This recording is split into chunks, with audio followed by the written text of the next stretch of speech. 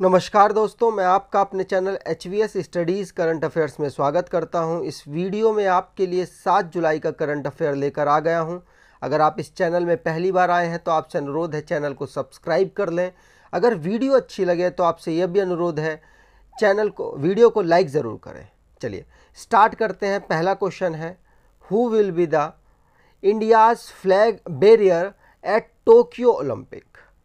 Answer हो जाएगा Mary com और मनप्रीत सिंह, मतलब सी ऑप्शन आपका यहाँ पर सही है। अगर आपको आंसर मालूम है तो आंसर टाइप करते रहिए और आखिरी में अपना रिजल्ट ज़रूर बताइएगा। और मैं कुछ क्वेश्चंस आपसे लास्ट में पूछूंगा, उनके आंसर ज़रूर दीजिएगा कमेंट बॉक्स में। चलिए इसे एक्सप्लेन करता हूँ।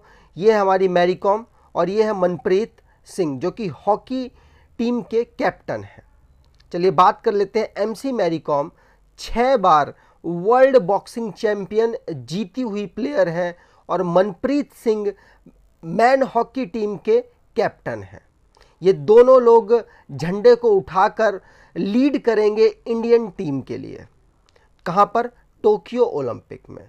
अगर बात कर लें जब समापन होगा, जब टोक्यो ओलंपिक ख़त्म होगा, तब कौन लीड करेगा? तो तब बजरंग पुनिया लीड करेंगे, क्योंकि ये सिल्वर मेडलिस्ट हैं 2018 के वर्ल्ड रेसलिंग चैंपियनशिप के।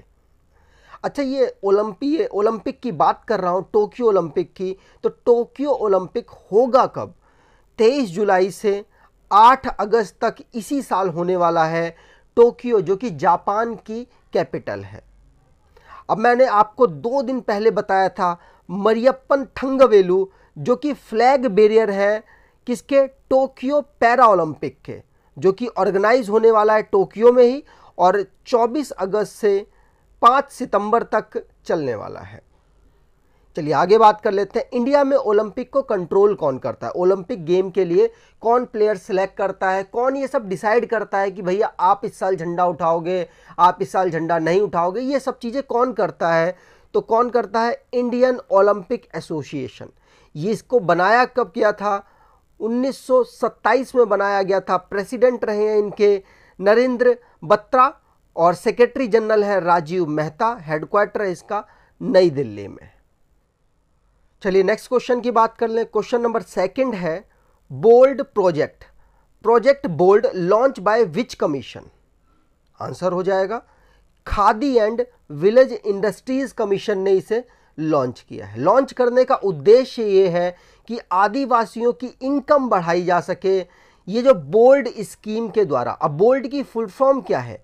Bamboo oasis on land in drought, मतलब रेगिस्तान में बैम्बुओं को उगाने की तकनीक इसमें बताई जाएगी। और किसके द्वारा बताई जाएगी? KVIC के द्वारा, khadi and village industries commission, जो कि सबसे पहला इन्होंने लॉन्च कहाँ किया है? राजस्थान के उदयपुर में जो आदिवासी गांव है निचला मंडला, वहां पर इन्होंने शुरू किया है और धीरे धीरे आगे बढ़ेंगे। लेकिन सबसे पहला जो इन्होंने लॉन्च किया है वो राजस्थान के उदयपुर में निचला मंडला में लॉन्च किया है। पूछा जा सकता है, मोस्ट इंपॉर्टेंट लाइन है ये। बात कर लेते हैं KVIC फाउंड कब हुआ था? 1956 में। हेडक्वार्टर मुंबई में है। चेयरपर्सन इसके विनाई कुमार सक्सेना है। अगले क्वेश्चन की बात करते हैं। ये हम बैम्बू की तस्वीरें हैं, कुछ इसी तरीके के झुंड झुंड करे जाएंगे। बैम्बू है क्या? प्लांट है, ग्रास है, या फिर ये मिक्सचर है प्लांट और ग्रास का? ये आपको बताना है। वैसे मैं आपको बता दूं, ये ग्रास है। आपको लग रहा होगा कि प्लांट है, लेकिन प्लांट नहीं है, ग्रास है।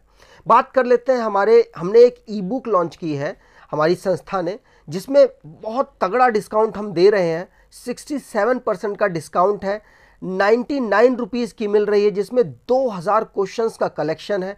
आने वाले एग्जाम्स के लिए आपको बेहतर रिजल्ट, अगर आपको जीके में चाहिए, कॉम्बिनेशन ऑफ जीके में, तो यकीन मानिए ये बुक आपके लिए बहुत मदद करने वाली है। सिर्फ आपको 2 से 3 बार इसको पढ़ लेना है या फिर ऑलमोस्ट देख लेना है सारे क्वेश्चन, आपको फ़ायदा मिलेगा। तो आप इसे अगर ख़रीदना चाहते हैं तो डिस्क्रिप्शन बॉक्स को ज़रूर चेक कर लें।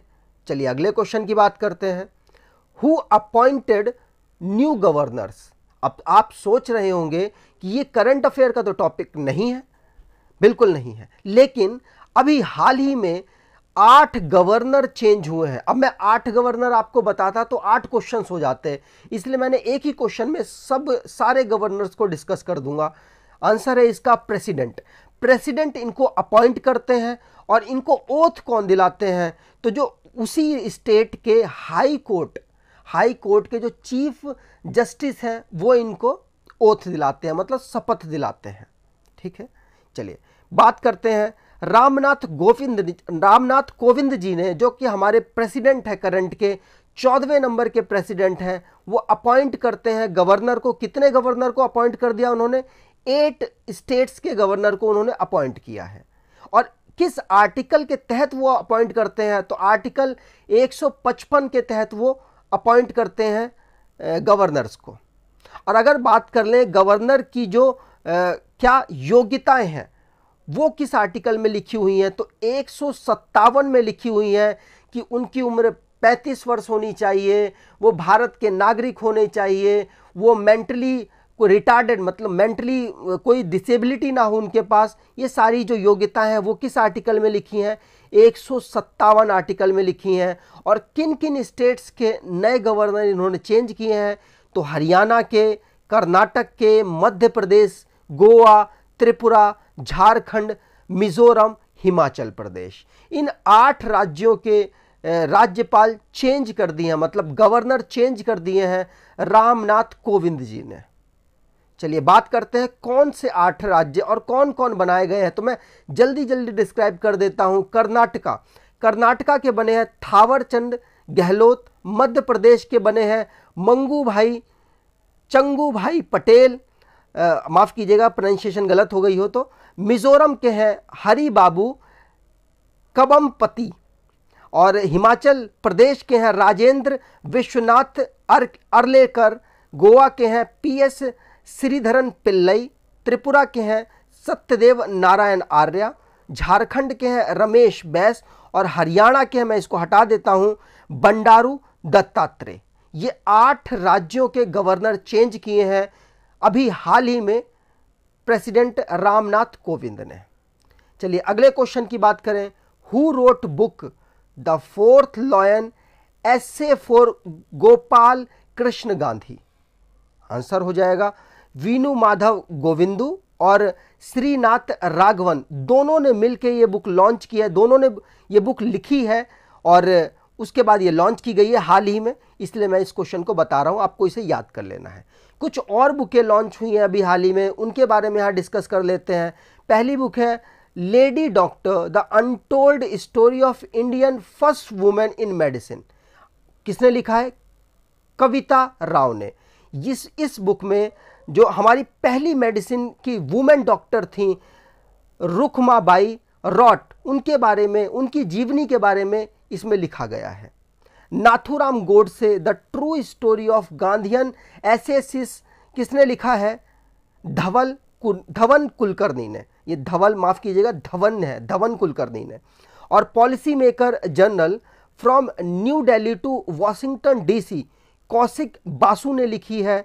और फेरेसिटी female the Dutee Chandra story Sandeep Mishra ने लिखी है। चलिए आगे बात करते हैं। अगला क्वेश्चन है DRDO gives licence to make and market 2DG।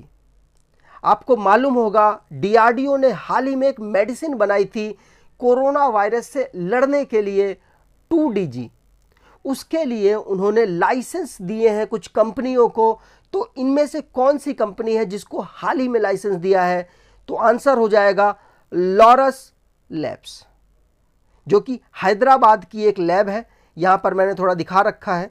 जो Hyderabad based pharma player Laurus labs है, DRDO ने इसको अभी कुछ 1-2 दिन पहले ही लाइसेंस दे दिया है, जिससे कि ये बना सकते हैं दवाई को और मार्केट में बेच सकते हैं। देने का उद्देश्य ये है कि जो पेशेंट है उनको सस्ते दामों में और अफोर्डेबल प्राइस में ये दवा मिल सके। अब मिले या ना मिले, लेकिन DRDO ने अपनी तरफ से ये सोच के इनको दिया है लाइसेंस। क्या सिर्फ DRDO ने इसी कंपनी को अभी तक दिया? नहीं, टोटल 15 कंपनियों को DRDO ने सोच रखा है कि हम देने वाले हैं। किस प्रोसेस से देंगे, तो जो पहले आ जाएगा उनसे कहेगा हमको भाई लाइसेंस दे दो, तो डीआरडीओ उनको दे देगा। अभी तक किन किन कंपनियों को दिया गया है, तो Lee pharma, Suven pharma, Anthem bioscience और नास्ट लैब, इन 4 कंपनियों को दे चुका था और 5वीं कंपनी ये है। अभी 10 कंपनियों को और लाइसेंस प्रोवाइड करेगा डीआरडीओ। चलिए अगले बात कर लेते हैं डीआरडीओ की। तो डीआरडीओ का डेवलपमेंट कब हुआ? डीआरडीओ का डेवलपमेंट हुआ 1958 को। हेडक्वार्टर है नई दिल्ली में। मोटो है बलस्य मूलम विज्ञानम। चेयरमैन है डॉक्टर जी सतीश रेड्डी। और डीआरडीओ को कौन सी मिनिस्ट्री कंट्रोल करती है? तो राजनाथ सिंह जो कि मिनिस्टर ऑफ डिफेंस है, वो डीआरडीओ को कंट्रोल करते हैं। अगले क्वेश्चन की बात करें। अगला क्वेश्चन है विच मिनिस्ट्री लॉन्चेस निपुण भारत प्रोग्राम? आंसर हो जाएगा मिनिस्ट्री ऑफ एजुकेशन ने निपुण भारत प्रोग्राम को अभी लॉन्च किया है। ये क्यों लॉन्च किया गया है? ये रमेश पोखरियाल निशंक जो कि हमारे मिनिस्टर ऑफ एजुकेशन के मिनिस्टर हैं, यूनियन मिनिस्टर हैं, उन्होंने निपुण भारत प्रोग्राम को लॉन्च किया है। उनका एम क्या है? उनका एम ये है कि ग्रेड 3 तक सभी बच्चों को ऑलमोस्ट पढ़ाई निःशुल्क और चरणबद्ध तरीके से मिल सके। बहुत सारे लड़के होते हैं जो पढ़ाई छोड़ देते हैं, बीच में ही काम करने लग जाते हैं घरेलू दिक्कतों की वजह से। तो इसी चीज़ को लेकर निपुण भारत प्रोग्राम लॉन्च किया गया, जिससे कि एटलीस्ट कम से कम बच्चे ग्रेड 3 तक तो पढ़ें ही पढ़ें। और ये उद्देश्य है कि 2026 से 27 तक ये अचीवमेंट्स कर ली जाएगी। निपुण की फुल फॉर्म क्या है? National initiative for proficiency in reading with understanding numeracy. मतलब बहुत सारे जो बड़े होते हैं, आपने देखा होगा, उनको नंबर्स की पहचान नहीं होती, शब्दों की पहचान नहीं होती। तो कम से कम इतना बच्चा तो पढ़ ही ले कि उसे नंबर और शब्दों की पहचान हो जाए। बहुत सारे लोग आपने देखे होंगे जो कि समझ नहीं पाते कि सामने लिखा क्या है। तो एटलीस्ट इतना हर कोई पढ़ ले, इसी के लिए निपुण जो प्रोग्राम है वो स्टार्ट किया गया है। चलिए अगले, ये हमारे मिनिस्टर साहब जो एजुकेशन मिनिस्टर है, उनकी तस्वीर है, पोखरियाल निशंक जी। अगला क्वेश्चन 7th है 52 edition of the international film festival of India IFFI will held in which state और यूटी? आंसर हो जाएगा गोवा। वो गोवा स्टेट है जहां पर जो हमारा IFFI 52वां जो एडिशन है उसका वो इनॉग्रेट होगा, मतलब उद्घाटन होगा, भी हुआ नहीं है। ये यहाँ पर इसका एक पोस्टर है। ये कब से कब होना है, यहाँ पर पोस्टर में भी आप देख सकते हैं। 20 से 28 नवंबर 2021 में ये वाला प्रोग्राम फेस्टिवल होने वाला है। बात कर लेते हैं, ऑलमोस्ट देखो 51वां कहाँ हुआ? गोवा में। 50वां कहाँ हुआ? गोवा में। मतलब सारे एडिशन ऑलमोस्ट जो लास्ट 3 एडिशन है वो गोवा में ही हो रहे हैं। ठीक है। और बात कर लेते हैं इसको इनॉग्रेट, मतलब इसको उद्घाटन, इसका अनाउंसमेंट किसने किया? तो अनाउंसमेंट किया श्री प्रकाश जावड़ेकर ने। अभी उद्घाटन वगैरह हुआ नहीं है, सिर्फ अनाउंसमेंट हुआ है कि भाई गोवा में 52वां एडिशन होगा और 20 से 28 नवंबर को होगा इसी साल। बात कर लेते हैं जो श्री प्रकाश जावड़ेकर साहब है, इनके पास कौन कौन सी मिनिस्ट्री है? तो मिनिस्ट्री ऑफ एनवायरनमेंट है इनके पास, फॉरेस्ट एंड क्लाइमेट चेंज इनके पास है, ministry of information and broadcasting इन्हीं के पास है, मिनिस्टर ऑफ हैवी इंडस्ट्री ये भी इन्हीं के पास है, और पब्लिक एंटरप्राइजेज भी इन्हीं के पास है। मतलब बहुत इंपॉर्टेंट मिनिस्टर है हमारे यूनियन में। बात कर लेते हैं अगले क्वेश्चन की। तो Flipkart partner with which company for digitise cash on delivery payment? मतलब फ्लिपकार्ट ने किस कंपनी के साथ टाई अप किया है जिससे आप मान लो आप क्या करते थे, आप कोई सामान खरीदते हो फ्लिपकार्ट से, उसके बाद आप कार्ड से पेमेंट करने से थोड़े लोग घबराते हैं। इसलिए घबराते हैं, मान लो सामान खराब आ गया तो हम रिटर्न कैसे करेंगे, मान लो ऐसा हो जाए कि सामान आ ही ना तो हम क्या करेंगे, तो लोग घबराते हैं। तो इन्होंने एक फैसिलिटी लॉन्च कर दी है कि भाई ठीक है, आप घबराओ मत, आपके पास जब वो बंदा आ जाएगा लेकर सामान, तब आप उसको अपने अकाउंट से ही पे कर दो। वो किसके साथ इन्होंने टाई अप किया है इसके लिए, फोन पे के साथ। फोन पे का क्या होगा मैं आगे बताता हूं, यहां पर ही सब कुछ बता दूंगा। ये इनकी फोटो है, टाई अप करा है इन्होंने। तो ये क्या करेंगे, जो इनके डिलीवरी पर्सन होंगे वो अपने साथ स्कैनर जो होगा ना फोन पे का QR कोड वो लेकर आएंगे, और उसके बाद आप उसको QR से स्कैन करोगे। स्कैन करने के बाद आप उसे अपने अकाउंट से डायरेक्टली पे कर सकते हो एट द टाइम ऑफ जब आपको डिलीवर हो जाएगा सामान, जिससे कि जो कॉन्टेक्टलेस कस्टमर से कॉन्टेक्टलेस डिलीवरी हो जाएगी। इसके लिए टाई अप किया है फोन पे और फ्लिपकार्ट ने आपस में एक दूसरे के। तो फ्लिपकार्ट की बात कर ले तो फ्लिपकार्ट की जो हेडक्वार्टर है बंगलुरु, जो कर्नाटक की कैपिटल है। फ्लिपकार्ट के CEO है कल्याण कृष्णमूर्ति। CEO अगर फोन पे की बात की जाए तो फोन पे के समीर निगम CEO है, और हेडक्वार्टर इनके कहां पे, बंगलुरु, जो कि कर्नाटक की कैपिटल, वहीं पर इनका हेडक्वार्टर है। अगले क्वेश्चन की बात करते हैं, who inaugurate the CoWIN global conclave. Answer हो जाएगा नरेंद्र मोदी ने वर्चुअली, हमारे भारत देश के प्रधानमंत्री हैं, इन्होंने वर्चुअली कोविन ग्लोबल कॉन्क्लेव को इनॉग्रेट किया है। अब इसका उद्देश्य क्या है, लेकिन उससे पहले मैं आपसे एक क्वेश्चन जरूर पूछूंगा कि जो हमारे नरेंद्र मोदी साहब हैं, ये भारत के प्रधानमंत्री हैं, तो अच्छा एक क्वेश्चन का आंसर बताइए कि ये कौन से नंबर के प्रधानमंत्री हैं। आंसर कमेंट बॉक्स में टाइप कीजिएगा।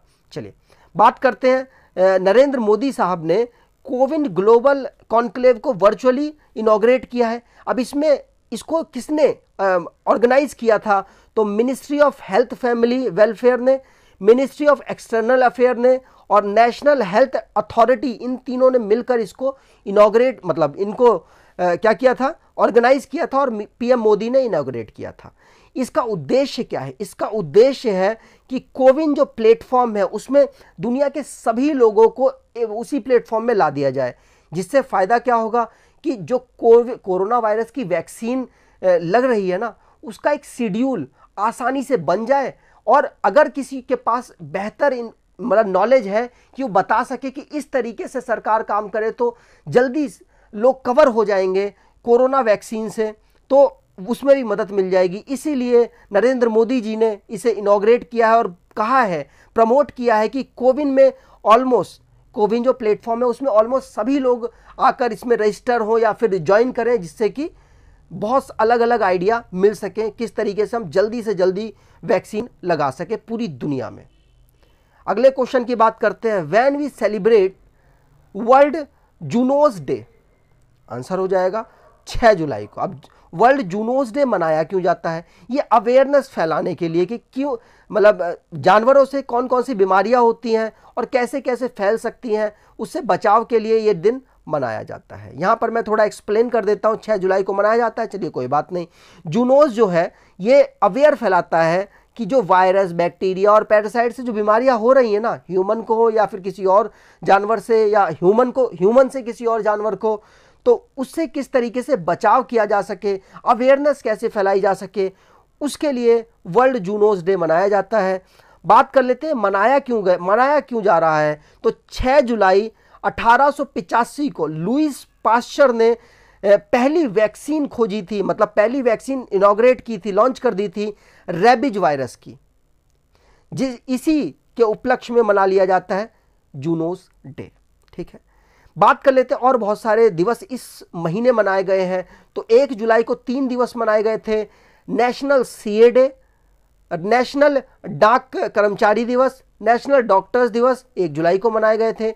2 जुलाई को 2 दिन मनाए गए थे, विश्व खेल पत्रकारिता दिवस और वर्ल्ड UFO डे, ये 2 जुलाई को मने थे। और 3 जुलाई को इंटरनेशनल डे ऑफ कोऑपरेटिव्स मना था। आपको ये बात याद रखनी है। अगर आपको मेरी वीडियो अच्छी लगी है तो आपसे अनुरोध है, चैनल को सब्सक्राइब कर लें, वीडियो को लाइक कर दें, और अगर आपको कंटेंट हेल्पफुल लगा है तो आप 1 या 2 ग्रुप में एटलीस्ट शेयर करें, जिससे कि मेरा मोटिवेशन और बढ़िया हो और मैं आपको और इंफॉर्मेटिव वीडियो लाकर देता रहूं।